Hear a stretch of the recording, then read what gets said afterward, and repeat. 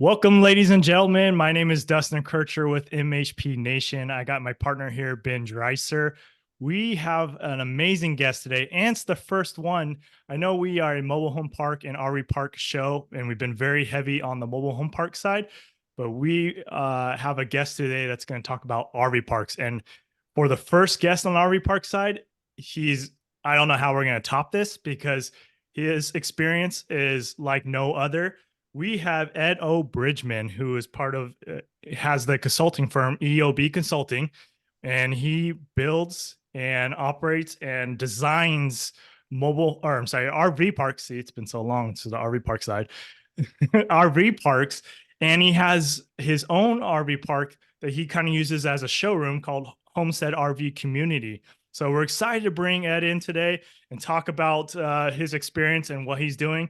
And when you hear the numbers of how many parks he's designed, even in this last year, it's going to be staggering and just blow your mind. So, Ed, we appreciate you coming on here and sharing your experience and having a conversation with us.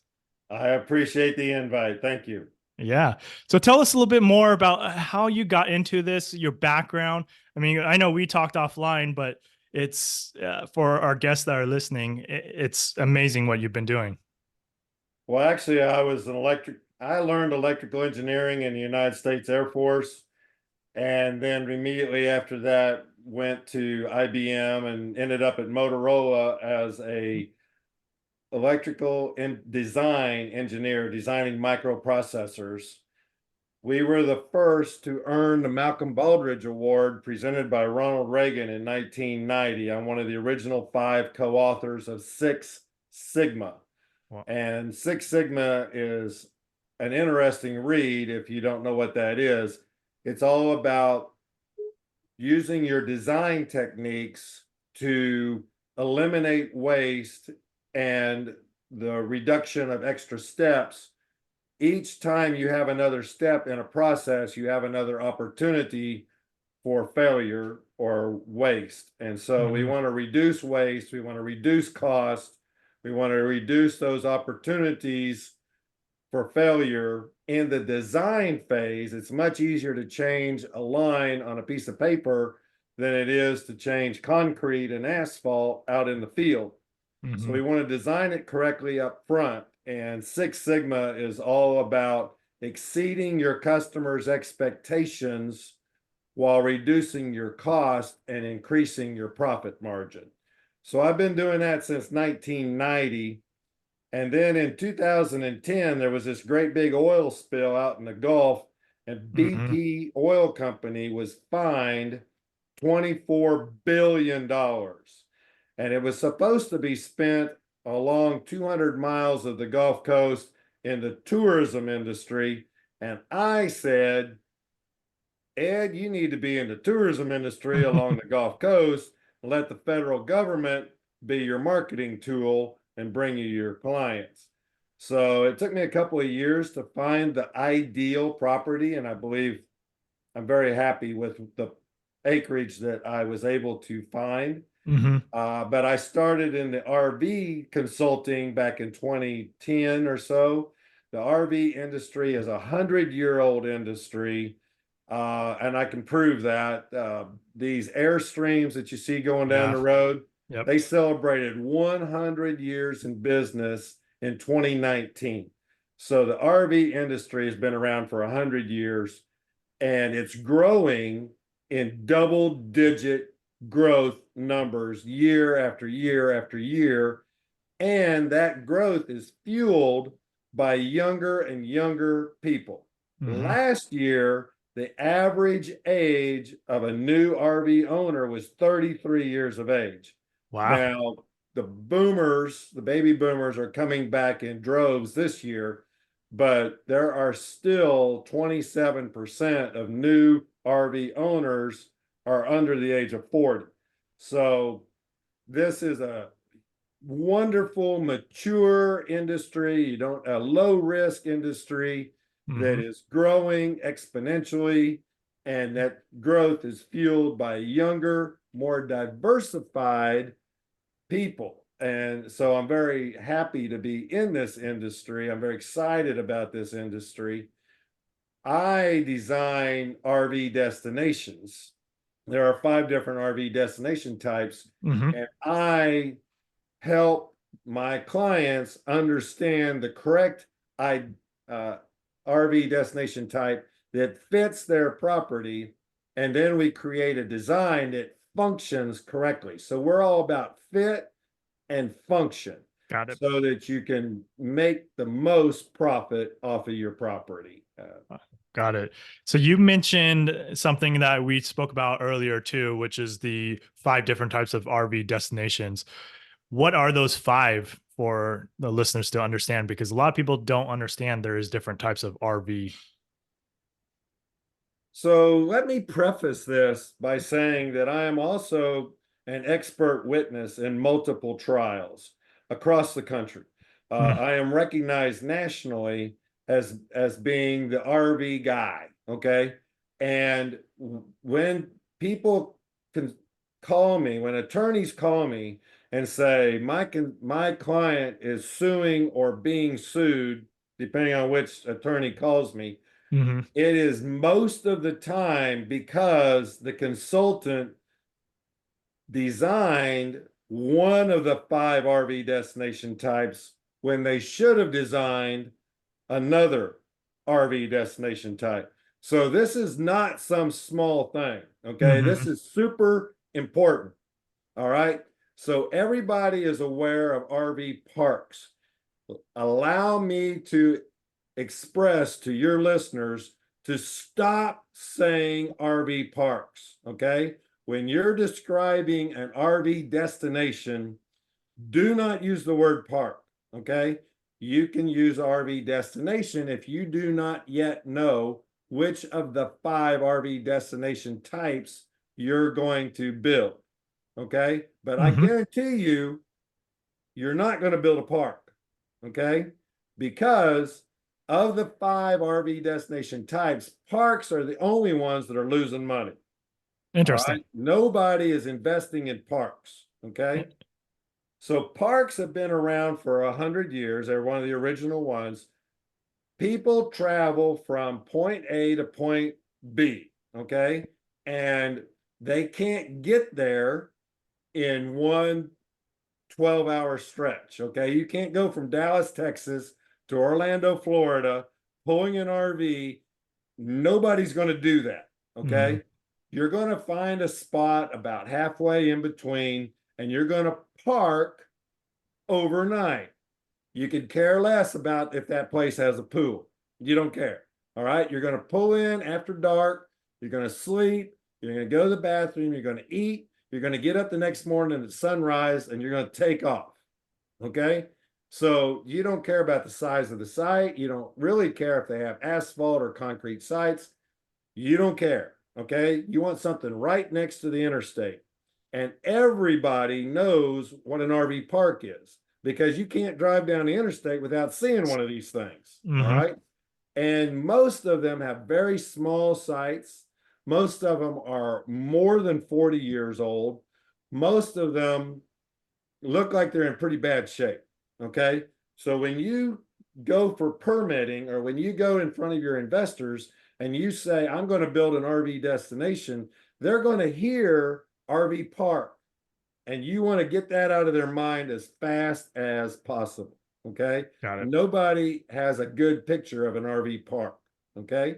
So now you're traveling to Orlando because you're going to take your family to Disney World. You want a campground as close to your destination as possible. You're not going to Orlando because this campground has a pool and you want to jump in that pool. You could care less about that. Okay. You're going to Orlando to go to Disney World because you're insane. But anyway, that's a whole nother topic. All right. But you want, if you're going to the Grand Canyon, if you're going to Mount Rushmore, if you're going wherever you're going, you want to camp as close to the entertainment Yeah. as possible. Okay. And you don't care if they have a fitness center because you didn't go there. You're not planning on staying there. You're going to get up in the morning and you're going to go stand in line to see Walt Disney's Magic Kingdom. Okay. Hmm. So you need a place to camp. campgrounds have been around for 100 years, just like parks. All right. But about 15, 20 years ago, people were looking out their front window and they're like, I paid $107,000. In 2017, the average RV costs $107,000. Okay. And they're looking out their window and they're like, I'm only using that thing 2 weeks out of the year. I need to use it more often, but I don't have time off from work to take off and take a 2 week vacation every other month. Okay. I need to leave Friday afternoon, maybe check out of work a little early, take off Friday afternoon, be at my location, be set up and have the hot dogs on the grill right after dark. Okay. I'm going to get up Saturday and enjoy where I'm at. And then Sunday, I'm going to break camp and I'm going to be home before dark. Okay. So I want to travel less than 100 miles from my location. So resorts started popping up everywhere within 100 miles of a major metroplex. But if you're going to attract somebody out to the middle of a cow pasture, you better have an adult pool. You better have a kiddie pool. You better have a fitness, something for them to do Saturday. Frisbee golf, miniature golf, pickleball. You got to have something for them to do Saturday while Lots they're of there. amenities, it sounds Lots like. of amenities. Okay. Okay. So you build a lot more amenities and you hire a lot more people. Somebody has to play bingo. Somebody has to lead the karaoke. Somebody has to watch the pool. You're going to hire a lot more people. You're going to spend a lot more money up front on amenities, and you're going to hire a lot more people. Then about 10, 15 years ago, people with this country, America, started realizing that they had a low cost housing shortage. Okay. And so people started living in their RVs longer periods of time. Not just the snowbirds coming down from up north and staying in their RV for 5 or 6 months in a warmer climate, but people are literally living in their RVs year round. Okay. Instead of a brick and mortar home. There's quite a lot of people doing that. Mm-hmm. RV manufacturers have actually changed some of their designs to have more insulation, to be built in order to accommodate these people. Yeah. So communities were born. All right. And then what we also found was that people have taken like a park that's an overnight place and started staying there longer. And I can prove that. So when you're driving down the interstate and you see this park that you've seen there for the last 10 years, and you glance over and you see that same RV sitting in that same spot, and the tires are flat. And it got a wooden porch up to it, and there's vines and plants growing all around it. You know that park is now being used as a community. Well, they've created a hybrid. So in review, we have parks, campgrounds, resorts, communities, and now hybrids. Okay. Yep. And I can prove. So the next good question. Thank you very much, Dustin. I'll let you talk in a second. The very good question is, which one should I be considering building? Yep. Well, it depends on your property. It's still a real estate transaction, and it's location, location, location. But if you don't have your property yet, you need to be looking for property that fits a community. Community. Okay. Community are the highest demand. It costs less than a resort to build because you don't have to have as many amenities. It costs less to operate because you don't have to have as many people, employees, but the demand is highest. And I can prove it because you don't see any communities being used for short term. You see short term places like parks and campgrounds being used as long-term destinations, communities. Got Wow. it. I'm going to have to get a drink of water. That was great information, and I think it's going to clear up a lot of questions for the listeners. So, question as you went back to the RV community is probably the one that you want to, if you're looking right now to invest in or buy, right? Yes. What is the differences between the resort and a community? Money. All right. Okay. So in any build, whether it's manufactured home or RV, your barrier to development will be the sewer. Public sewer is the best if you can get connected to the public sewer. But unfortunately, the majority of the time, 85% of our builds are on septic because due to zoning, it's difficult to build within the public sewer infrastructure. Hmm. So you're probably going to be outside of that, which means you're probably going to be on septic, and that's fine. So public is, if you can do it, public. If not, septic. If somebody is holding a gun to your head, you can build your own sewer plant. We've done it a couple of times. It is difficult, and it's Yeah. difficult to operate, and it's going to require a full-time employee just to keep you within compliance. Mm. So it's not my recommendation unless you just are in the hills of Tennessee and you can't dig a septic tank and you can't get to public. But Got it. anywhere else you want to do something different. What was the question? The differences between the resort and community, and like I'm sorry. you're Okay. spitting out so much information, you forgot the question.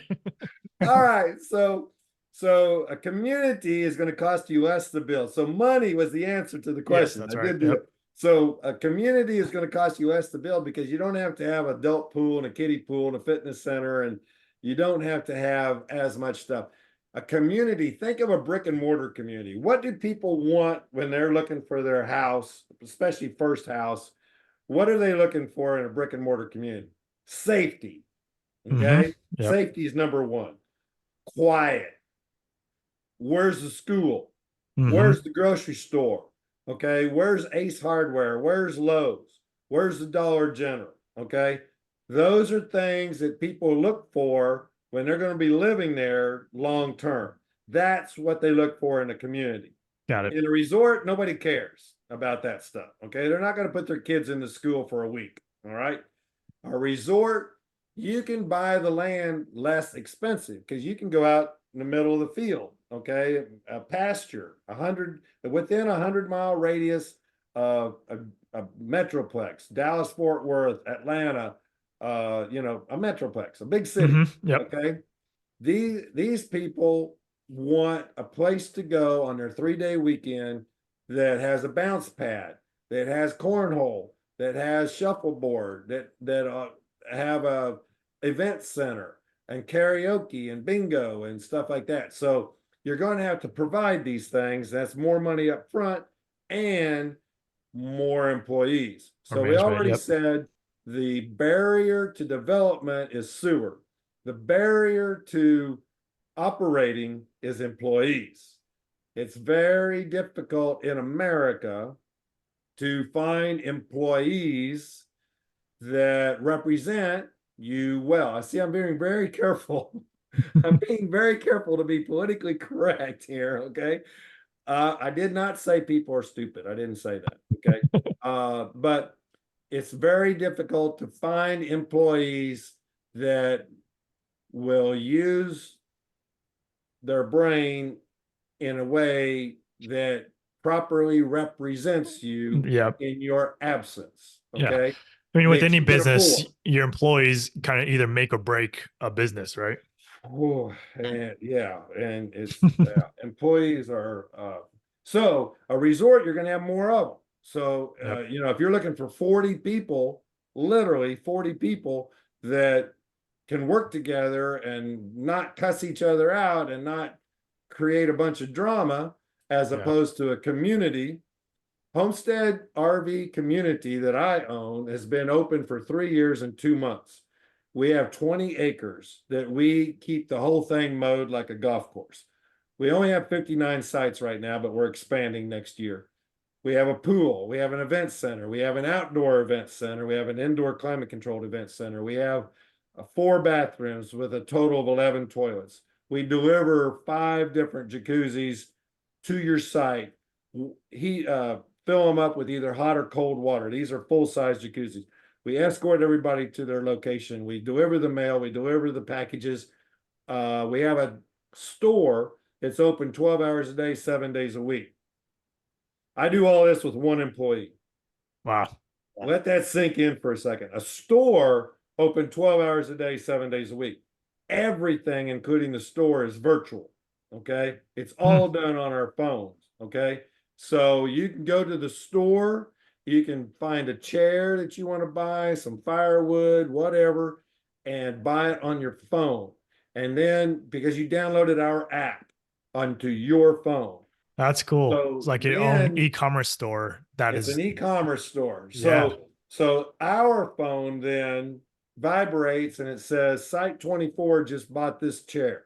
that's awesome. So my employee goes over and unlocks the storage room, gets that chair and delivers it within 10 minutes to site 24. I have 0 loss due to theft. That's Nobody amazing. comes in and puts a candy bar in their pocket. I don't sell perishable goods. Okay. I have 0 loss due to perishable goods, milk spoiling. I have 0 loss due to theft. And I don't have any employees standing there dusting shelves and Yeah. folding t-shirts. Okay. None of that. All right. So again, Six Sigma is all about reducing that waste, that cost. Nobody's going to pay an extra $10 a night so that I can afford to have an employee standing in the room folding t-shirts. Okay. Yeah. Nobody cares about that. Nice. That's amazing. Never heard of that before. I mean, the like basic your own e-commerce store. I've never heard of that in a RV community. So that's great. It's almost like the self-storage, how everybody's trying to get away from having any actual employees, but you have it in a way that's with a better customer experience because they're literally getting whatever they want to their doorstep. Which Exactly. Exactly. And you know, some people might say, well, baby boomers don't know how to use their phone or something like that. They love it. Okay. Our laundry room is on our phone. Okay. So you control it with your phone. I have an older guy here, 80 some years old. His girlfriend in Texas turns on the washing machine for him. Okay. Through her phone. All right. But from your RV, you have my app on your phone, and part of my app is controlling the washer and dryer, and you can see if there is a washer available from your RV. So you don't carry a basket full of clothes over to the washer and say, somebody just filled all 3 or 4 washing machines. Okay, you know before you left. That's so and amazing. Then you start it with your phone, and no coins, no credit card. And then it starts a countdown timer, but you don't have to watch it. It'll send you a text and say, in 10 minutes, your clothes need to go into the dryer. So I don't have anybody standing around in the washing machine, so in the washing laundry area saying, hey, Joe needs to get his clothes out of the washing machine so the next person can go. We don't have any of that. That's amazing. You have the most technologically advanced laundromat, and it's not technically a laundromat. It's inside an RV community, and even laundromats don't even offer this service. That's amazing. I live in the Bay Area, California. I mean, I haven't been to a laundromat in a long time, but you see them, but I'm pretty sure they don't have that type of technology going on. That is amazing. And how much time savings for the people that are living in the community, not having to hang around or check back, or like you said, go there and realize there's no machines available. Nope. We don't have any of that. So Homestead RV community is the most technologically advanced RV destination in the world. I built it that way. I built it on fiber optics for the fastest high-speed internet possible. We have the best pedestals money could buy. And it serves three purposes. Not only is it a profit center where I rent out sites and it's profitable. It's been profitable since 7 months after I opened it. Wow, It became nice. profitable. It's been profitable ever since. But not only is it a profit center, which, by the way, we've been open for 3 years and 2 months. We have over 320 Google reviews, and we're carrying a 4.9 Google review rating. So people Jeez. love being here. Yeah, that's Okay? great. Go read the ratings. They I mean, love I it. want to stay there. I want to go there. Well, I only have one employee, but that employee has more time, and we do the landscaping too. We do everything. That employee has more time to socialize with those RV owners that want to socialize Mhm. than these people who are hiring employees to stand behind the counter and wait for somebody to come into the store. Yeah. So they have a better social experience. But not only is Homestead, I'm sorry, I keep getting off track, a profit center, it's also my marketing tool where for EOB Consulting, where we have designed RV destinations all over the country. Okay, we travel all over the country and design RV destinations every month. And but my clients can come and physically walk Homestead and see the latest innovations and go, oh, I want you to build me one of these. Okay.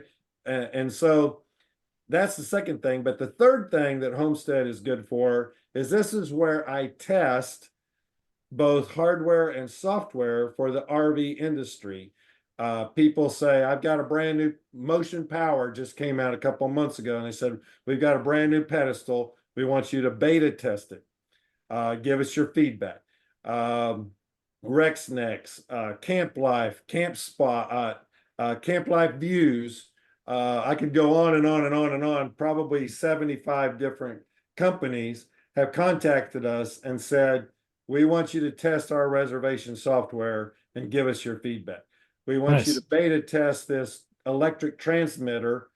Homestead RV Community was the first place in the world where we have electric meters at each pedestal and each building, and water meters also at each pedestal and each building that are connected to a transmitter, and we transmit every hour up to the cloud what those meters are reading. So when Nice. you check in to Homestead, we don't go read the meter manually and transcribe some numbers and go out in Yeah. the rain or whatever like that. It's all done automatically. The software goes up to the cloud and it harvests that information and finds out what that meter read. Then when those people leave the next day, the next week, their bill comes due next month, whatever, that software goes up to the cloud and reads the recent meter. It subtracts the little number from the big number and finds out how many kilowatt hours of electricity they used. We provide them with 25 kilowatt hours a day. The reservation software knows how many days was between those readings. It does that calculation automatically. And if they went over the 25 kilowatt hour per day allotment, it automatically charges them. So the average RV uses 20 kilowatt hours a day, but we have people with Class A motor coaches that have electric heated floors. Yep. We And have solar and all that. Yep. We had a guy come, you mentioned solar. We had a guy come in here with a 32-foot travel trailer, a bumper pull, Yeah. with solar panels all over this thing. And he's like, can I plug into your electricity? I'm like, how much electricity could you possibly use? This thing has got more solar panels on it than anything. It also, unbeknownst to me, until the next day when I asked him, had 800 pounds of batteries Backup. Yep. stored in the front of this. Yeah. He had more batteries in it than he had anything else. Well, his batteries were all empty when he showed up because he'd been parked under a tree. And overnight, he charged those batteries on my pedestal 274 kilowatt hours in one 20-hour period. Okay, let that sink in. Yeah. 274 kilowatt hours is almost twice as much as the average RV will use in a month.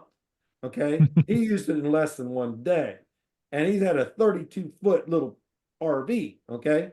So I charged, okay, anything over 25 kilowatt hours, he got hit 20 cents a kilowatt hour and he paid for it. Okay. He Mhm. paid more for electricity than he did for the RV site. If Yeah. I hadn't been metering electricity, he would have paid for his RV site and I would have paid him to stay here. Yeah. Okay. Yep. So I had another guy call and say, I'm pulling a pop-up camper behind my car right now. Do you have a spot where I can stay tonight? I'm going to come in after dark. No problem. You want to pull through? Fine. Come on in. We got pull throughs. So he said, oh, by the way, my wife is behind me in her car. Is this pull through going to be big enough for both our cars? No problem. Come on in. Our smallest pull through is 20 foot, is 40 foot wide by 100 foot long, Oh, but wow. has a concrete pad that's 20 foot wide by 70 foot long. So I said, come on in. So he came on in, plugged in, and we escorted him to the site because we escort everybody to their site. That's when we discovered both cars were Teslas. Mm. He plugged in 2 Teslas and his pop-up camper overnight and used 78 kilowatt hours of electricity in one night. Okay. Yeah. That's a pop-up camper. Okay. If we had not been metering, we would have paid him to be here. Okay. Yep. And instead we gave him 25 kilowatt hours and he paid for the other 49. Got it. So you're billing, obviously it's credit card on file or card on file. And then so it's automatically billed at the Automatic. point of departure. Yeah. Automatic. Doesn't make any difference. They're here one day, 1 week, don't make any difference. You have got to charge for electricity. Now, when I started preaching this about 5 years ago, there were people who said, nobody charges for electricity. You just add another $5 a day to your rate and Mhm. absorb it. Okay.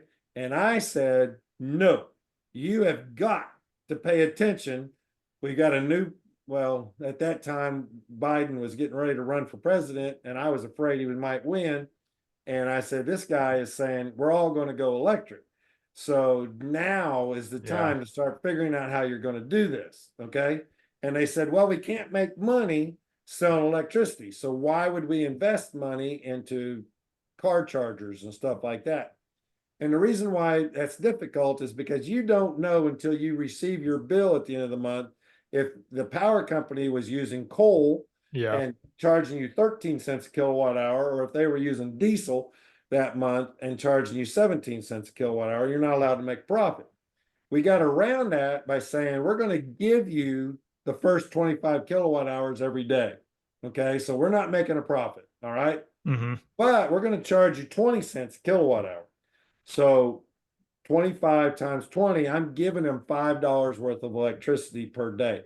What I did was I took a variable expense, which is electricity, and I made it, I know for a fact, I'm not going to pay more than $5 a day for your electricity. Now, if you use less than that, thank you very much. I appreciate it. I make more profit. Mm-hmm. But if you use more than that, I'm going to charge you. Okay. And, you know, if you come in here with a average size 42-foot fifth wheel with a couple air conditioners on top and you don't try to heat and cool the whole outdoors, you're probably not going to go over. So I'm not nickel and diming you. Okay. At the end of a week, 7 times 25, you know, you're going to use 170 kilowatt hours. I would have given you 175. We're, you know, everybody's happy. But if you go 250, I'm going to collect the rest of that money. Okay. So, and you know what? I've only had one person in over 3 years complain about it. And that guy was here for like 20 days and he went over 98 cents. Pennies, 98 pennies. Okay. But he gave me a bad Google review too. That's why we got a 4.9 instead of a 5. No. But what was funny about that is because I've locked in my expense, I can charge less per night than my competitors. Mm-hmm. If the reason why he was here was because it would have cost him like $24 more, a couple dollars more per night to go down the road. But he saved money on his base rate but I charged him 98 cents for the electricity that he went over. Okay. Anyway, don't get me started. Nice. Out of the, I know last year you said you consulted on over 30, and this year you're pacing to consult on even more than that. Are majority of these communities that our people are looking to build, or is there a mix of some resort people in there? How is your business kind of broken down? So that's a very good question. If somebody comes to me and they say, I don't have any property yet, I interview them, whether it's over the phone or face to face. And one of my first questions has to do with what are the type of people you want to babysit? Okay. Because that's what you're going to be doing. All right. Community people, you'll escort them to their site. You'll show them where the office is. You'll show them where the laundry is.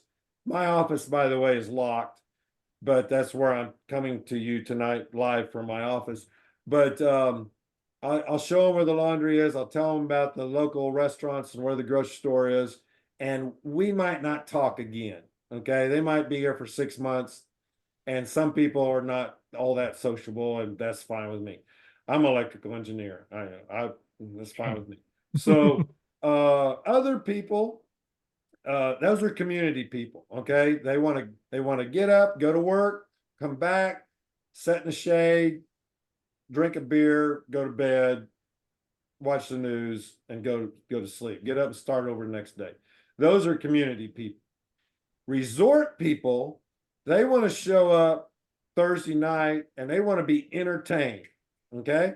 They got to have karaoke. They got to have a restaurant. They got to have the pool, and they want to have bingo, and they want to be all up in it. Okay. And my personality doesn't jive with that very well. Okay. I'm not a resort kind of guy. Okay. But if you are, if you're all for teaching yoga Saturday morning and, having bingo that night, more power to you. Okay. And, so maybe you should have a resort. All right. I'm going to interview you and we're going to figure it out. If you know where the next Grand Canyon is going to be and you can buy 40 acres right outside of the next Grand Canyon. Okay, that was trying to be funny. If you know where the next Disney World is going to be and you can buy 40 acres across the street, then you want to build a campground. Okay. So if it depends. So it's location. Design what fits your location. Okay. Mm-hmm. If you don't have a location yet, then you get to choose that. If you already have a location, then we're going to come out and figure out what is best for that location. I mentioned earlier that I'm an expert witness quite often. And what happens is that people build resorts where they should have built a community or a campground. And I'm not saying they're losing money. I'm saying they're not making as much money as they could have. And so they figure that out after a couple of years, and they go back and they say, listen, you told me that I needed 2 pools and I needed a restaurant.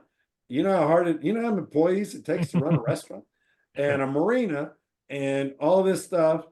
And I'm right next to a theme park that has a pool in it. Okay. So you had me put millions of dollars into this thing and nobody uses my pool. So those are the type of cases that I get called in on. Got it. Nice. Yeah. Do you do any kind of consulting work for existing parks that are already built out, but maybe need to be modified or? Absolutely. So, and not only for your listeners, manufactured home parks. Okay. I do a lot with manufactured home parks where people have purchased or inherited this manufactured home park and they say, I bought it because the person who had it had maximized all the value. They had put everything in it that they could understand to do to maximize its value. The reason why I bought it is because I think I can add something else, that I'll add this for X and it's going to increase the value 3X. Mhm. And that's possible. Okay. There are a lot of opportunities in the manufactured home environment or the existing RV destination environment where it's been around for a while and grandpa built it Yep. and dad kept it the way it was. And the grandson comes along now and says, it's mine and I want to increase its value. I want to do things differently. Mhm. So yes, we are getting very involved. We see that is becoming 33% probably of our business model now, Nice. which it's very easy to understand. The median age of an RV destination, that means half of them are older, half of them are younger, Yep. is 40 years old. 77% of all RV destinations are older than 20 years of age. So 20 years ago, RVs were smaller. Mhm. RV owners were using them 2 weeks out of the year. They didn't care about Wi-Fi. Yeah. They had cable TV. Maybe. They didn't have 2-lane roads. They had 1-lane roads. Okay. They were maximizing their space by squeezing all these small RVs per acre. Now the majority of RVs sold are fifth wheels. The average fifth wheel sold is 42 feet long. We're seeing more and more fifth wheels that are being pulled by tractor trailers. Yeah. We have custom built fifth wheels that cost nearly $2 million for a fifth wheel. Yeah. That I are just saw one with 52 2 stories. 52 feet long, 52 feet long, being pulled by a tractor trailer. Yeah. These things are adding up, 65 feet in one vehicle. So the sites must be bigger. So if you hire a if you hire a consultant, one of the questions you should ask him is, how much am I going to pay per site? And if he gives you an answer other than I don't know, because we haven't figured that out yet, you need to hang up. You need to call somebody else, okay? Because we haven't talked yet. Are you building a campground or a resort or a community? We haven't talked yet. Are you building gravel roads or asphalt Mhm. roads? We haven't talked about, are you going to have grass sites or concrete sites? There's 1,000 things that we are going to have to consider before we can tell you how much each site is going to cost. If you are calling around to consultants, one question you should ask is, do you have an on-site CAD engineer? CAD is an acronym for computer aided design. Mhm. All right. And if they don't have one on salary, I have 3. I have 4 employees and 3 of them are engineers. Okay.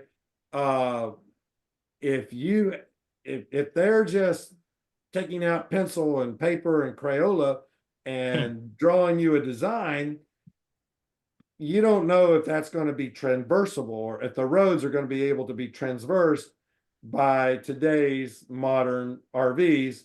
You don't know if those sites are going to be accessible.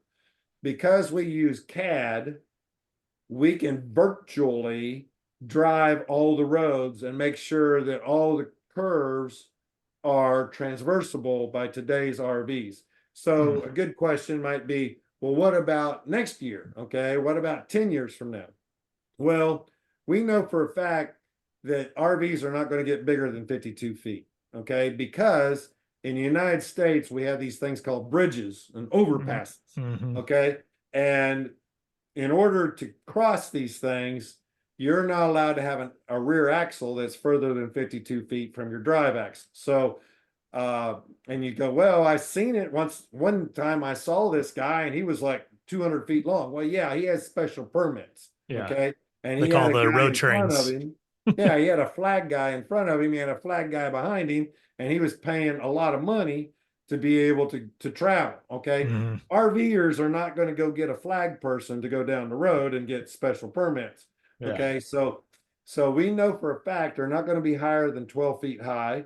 And we know for a fact they're not going to be longer than 52 feet.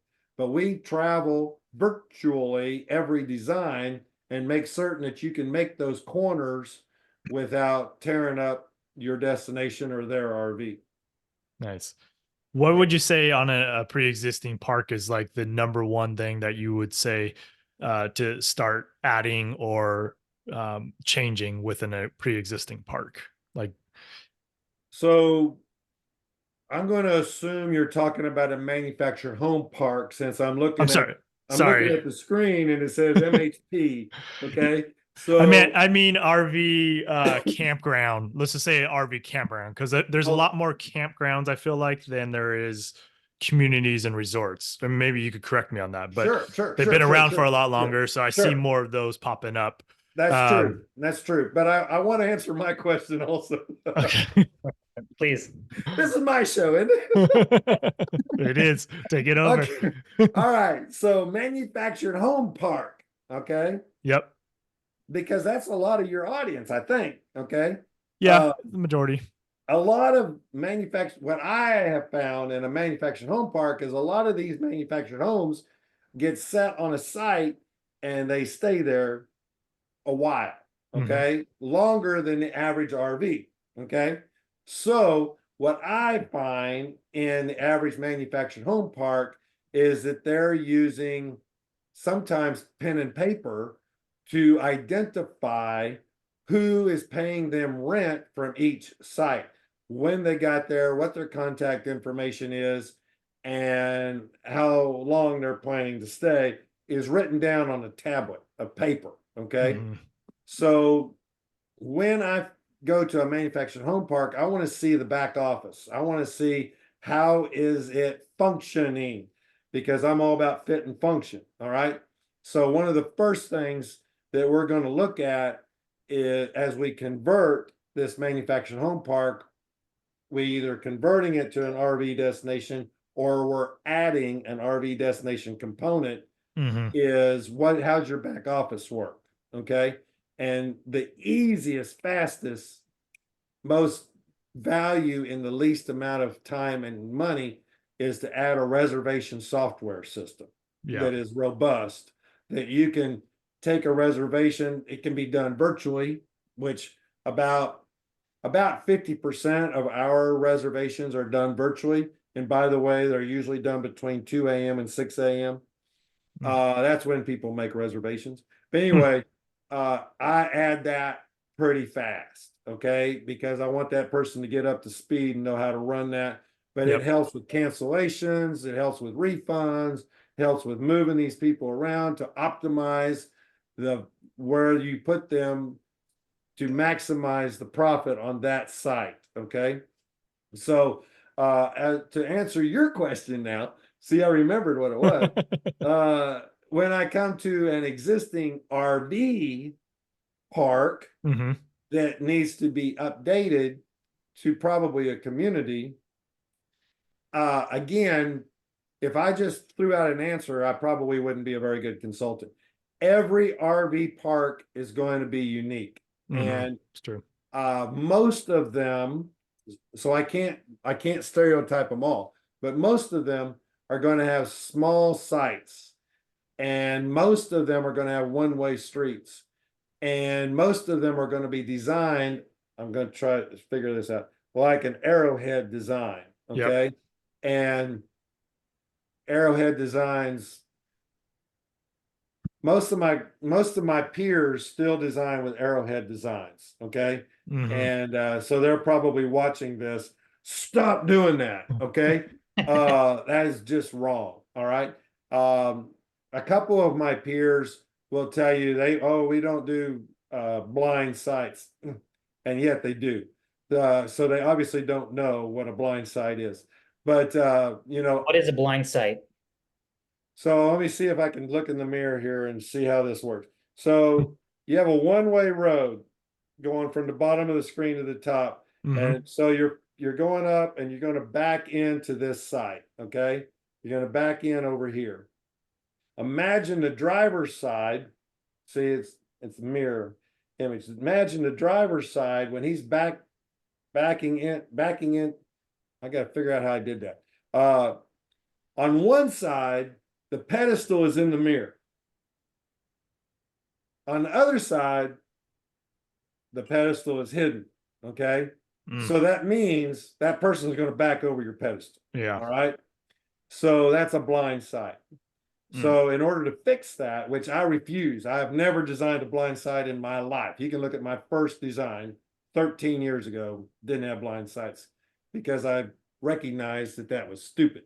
Okay. So with a 2-lane road and you have sites offset from each other, but they're both on the same angle. I'm trying to figure out how to do that. Oh, like that.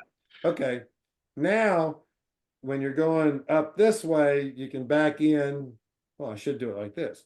Okay. So you can go up this way. You can, dang, you got to go. Try not to look at the screen. Just try not to look at the screen. Yeah. It screws you up because it's opposite. So like, yeah. So let's try and do this. Pay no attention to the man behind the curtain. Okay.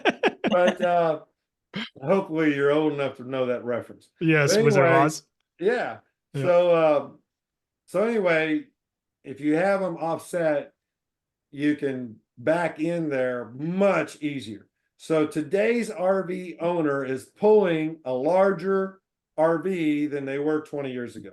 Today's RV owner, the majority of them, did not grow up on a farm. They did not grow up pulling something. Okay.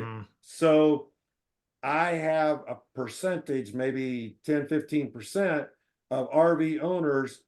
They pull into Homestead Rv community and we go to escort them to their site and they get out of their vehicle and they toss us the keys and they say, I can't back this in here. I'm like, you own a truck and you own an RV and you can't back it up. When you go to Walmart, you make sure that you're out in the middle of the parking lot. Okay, whatever. Not up to me. All right. But yeah, you're going to have to help these people. And one way you can help them is to design your RV destination so that it functions correctly. Okay. So, and that's what I'm going to say about that. Got it. I mean, you've given so much information. We're almost at like an hour right here. And I seriously have a list of questions too that I think would be beneficial. So maybe we'll have to do like a part 2 or something. But I mean, you're such a wealth of knowledge and you go into detail with your answers, which we appreciate. And, even though, we say MHP Nation, our goal is, was actually Mobile Home and RV Park Nation. That's just a shorter abbreviation of it.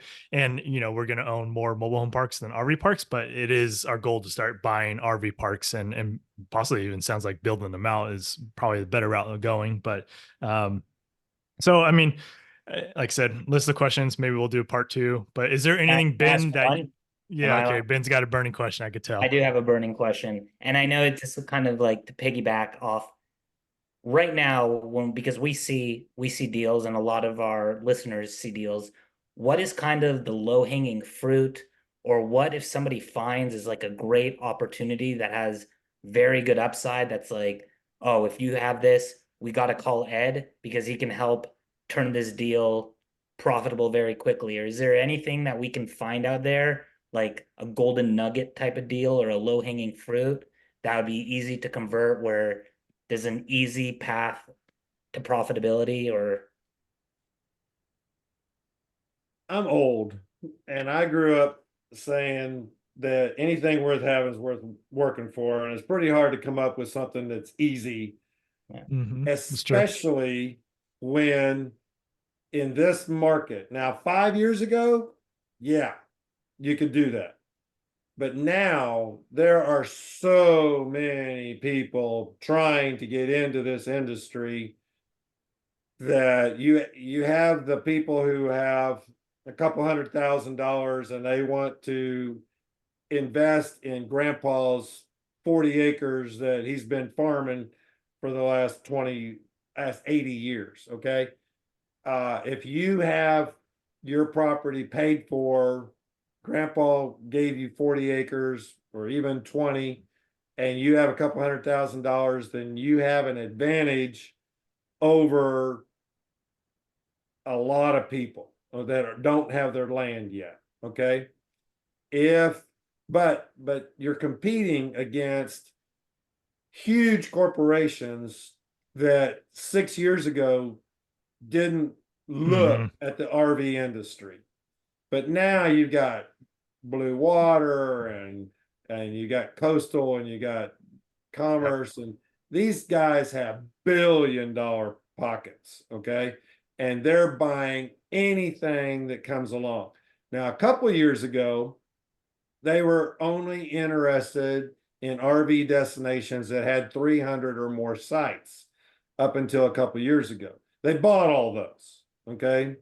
So now they're hungry for people who have 100 sites or more. So those RV destinations that have 100 sites or more are being bought sight unseen by these huge corporations who could care less what the interest rate is because they're not using borrowed money.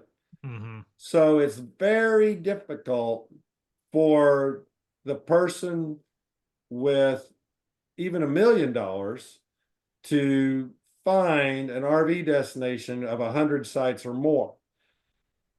If you find an RV destination with less than 100 sites, it's very difficult to use economies of scale to purchase that and purchase the upgrades that you're going to need to make that profitable.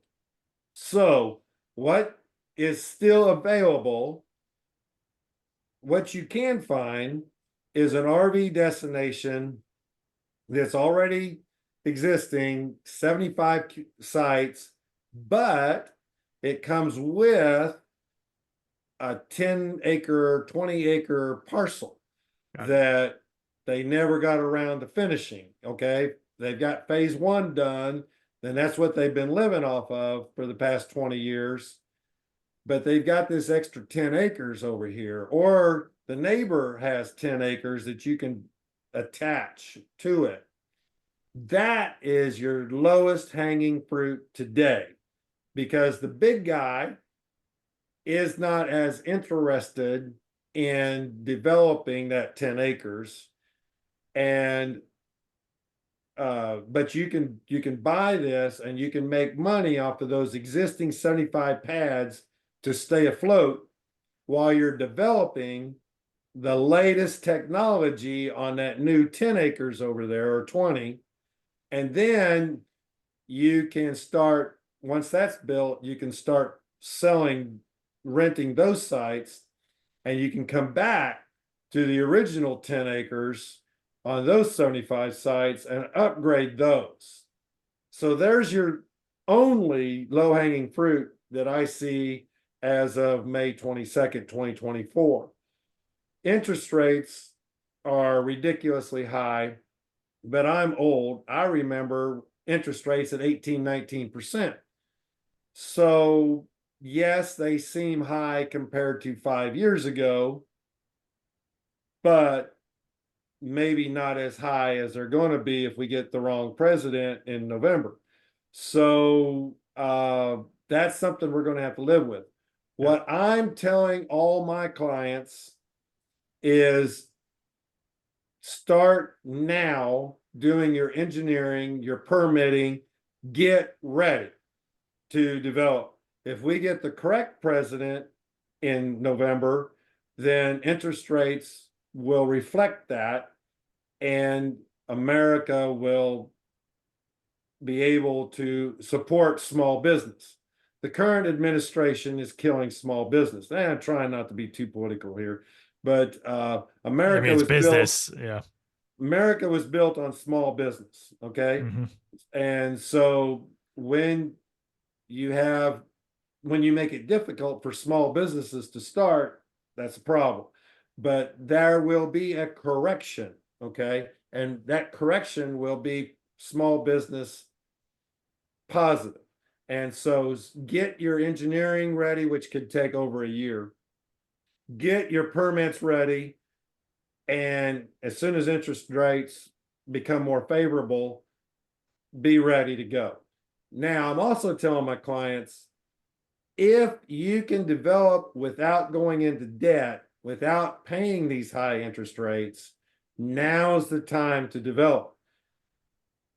As interest rates rose rapidly in 2023, there were a lot of projects that were already underway. Those people didn't have a choice. They were under construction loans, and they had to finish those construction projects and transfer those loans into an operating loan, and they're eating that interest rate. Yep. But new projects didn't start towards the end of 2023. Nobody started a new project. Okay. So as those projects came to conclusion, those general contractors, those subcontractors suddenly went from being in high demand to not being in high demand. Okay. And so materials have started coming down. General contractors who a couple of years ago would not return your phone call now are calling you up and saying, hey, do you have anything to do? So you can take advantage of lower labor cost and lower material cost if you can develop now, if you can avoid paying for somebody else's money. So now's the time to be developing, or at least preparing to develop, so that when interest rates are favorable, you're ready to go. Because I mentioned permits and engineering probably will take you over a year to get everything approved. Okay. You can't believe it, but right now I'm building $1 million pool, event center, pickleball courts, extra laundry and extra bathrooms. And I own the property. I've owned the property since 2013. And I had this pool designed and ready for development back during COVID, and they wouldn't let me build it. So that's the reason why we have jacuzzis. But I took pretty much the same design 3 years later and said, okay, now that Fauci has decided that we're all going to live, let me build my pool. And they said, okay, you can build your pool. Now it's going to cost 3 times as much to build, but it's basically the same pool. It took my county 14 months to approve the design of my pool on my own property. Wow. Jeez. This is ridiculous. Yeah. That sounds like California. It's crazy. It's absolutely crazy. So I was working on a boat and RV storage. We also designed boat and RV storage. Probably 80% of our RV destination designs have a boat and RV storage component. And I was designing one of those in Baldwin County, the county next door. And the Corps of Engineers, because of wetland mitigation, they had 12 acres of the 32 that was required wetland mitigation. It took the Corps of Engineers 26 months. That's 2 years and 2 months to give us permission to even tell us how they were going to allow us to develop that 12 acres. So that's why the big companies, they're not interested in buying that 75 sites with a 10-acre parcel next door, because they don't want to wait a year and a half to get permission to develop it, and then another 9 months of developing. They don't want to wait that 2 years. Yeah. So makes sense. Yeah, that's great. The time for getting things approved is just ridiculous, and they need affordable housing, and it is ridiculous. Ed, appreciate your time. I know you've gone so detailed into these questions. I really appreciate that. It helps us a better understanding and get a picture and get a better grasp on that. So I do appreciate you the way that you do answer the questions. I was hoping I wasn't boring you. Oh no, this has been great. Like I said, I really want to kind of I want to do a part two because there's definitely some other questions that I think our audience would love. We get a lot of people that we're part of a big real estate investment community, and we have a lot of people come to us asking questions, a lot on the RV park side, and this is going to be shared to them because we feel like more people are interested in I'm sorry, I shouldn't say the RV destinations. I keep saying park, either a park, campground, resort, campground, community, or a hybrid, right? Right. So I know there's going to be lots of questions. We'll probably have some of those on the YouTube channel, and maybe we could schedule another time with you. But for those who are listening, what is the best way to get a hold of you? What's the type of contact? And of course, we'll include that in the show notes, but just so you can share it over the air. My website for EOB Consulting is EOB consulting. Don't spell DASH, it's the line. EOB-consulting.com is Okay. my website. And I would highly recommend that you go to that website and for free read step by step. It'll take you 10 minutes and it will explain how to go from raw land to finished product. You can send me to my email, eob@eob-consulting.com, your land. You say, hey, I haven't bought this yet, but I'm thinking about it. Here's where it's located. Here's what it looks like. What are your high level thoughts? I'll spend 30 minutes. I'll look it up on Google. I'll look it up on Google Earth. I'll look around and see if there's a city within 100 miles of there. And I'll give you my honest opinion for free, whether or not you should pursue this or not. Okay. Nice. And whether you hire me or not, right off the bat, I say, hi, my name is Ben Driecer, and I'm thinking about buying this piece of property. You don't know me from Adam, and I will spend 30 minutes and I will send you a response within a couple of days and say, I think this is I think you can do better. I think this is overpriced, or go for it. This is something you should be considering. My phone number is 512-785-1379. One more time, 512-785-1379. And if you want to check out the most technologically advanced RV destination in the world, that website is homervc.com. That's for Homestead Rv Community. homervc.com. There's a video on there that is interactive. You can take a tour of Nice. Homestead Rv Community, stop the video, just like Google Earth, and swing around and look 360. up inside RV sites, look and see where the pond is, see where. Now we're building a pool. It's not done yet. It's not on the video. We'll upgrade the video in August, but you'll be able to see everything that was built up until a couple years ago. Nice. Very cool. Well, Ed, thank you very much again for coming on the show and giving us such detailed answers to the questions we had. And yeah, we'll definitely be in touch to maybe schedule a part two. And, we are starting to look at more of the different types of RV parks and see if we can work together. So we appreciate you. And thanks for everything. So, all right, Ed. Well, you have a great rest of your night. I know it's probably it's 7 o'clock right now. Just after 7 p.m. Yep. So we appreciate you spending your time here and answering all the questions. And I know the audience is going to love the answers you've given us. So I appreciate it. I hope so. So. Thank you.